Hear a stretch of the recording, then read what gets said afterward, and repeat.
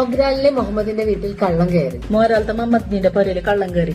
മതിൽ ചാടിയാണ് കള്ളൻ വീട്ടുവളപ്പിൽ കടന്നത്. ബര തുള്ളിയിട്ടാണ് കള്ളന് പെരന്റെ ബൾപ്പിലേക്ക് കയറിയത്. കള്ളൻ വാതിൽ തുറക്കുന്ന ശബ്ദം കേട്ടുണർന്ന മുഹമ്മദിന്റെ ഭാര്യ ആസിയ ഉറക്കെ നിലവിളിച്ചു. കള്ളൻ പാല് തുറക്കുന്ന കൂറ്റ് കേട്ടിട്ടണിച്ച മുഹമ്മദിന്റെ ഓള് ആസിബി വെച്ചും കൂക്കി. നിലവിളി കേട്ട് മുൻവശത്തു കൂടി കയറിയ കള്ളൻ അടുക്കളവാതിലൂടെ ഇറങ്ങിയോടി.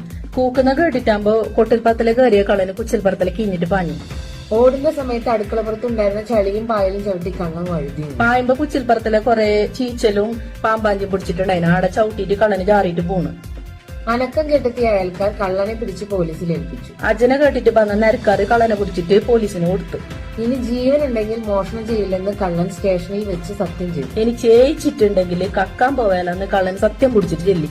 ചെർക്കളയിലെ അബ്ദുൽ ഖാദറിന്റെ മകൻ യൂസഫ് അന്തരിച്ചു. ചെറുക്കാലത്തെ കായിച്ചാന്റെ ഇസുബ് പോയി 80 വയസ്സായിരുന്നു. 80 വയസ്സായി. സുഖമില്ല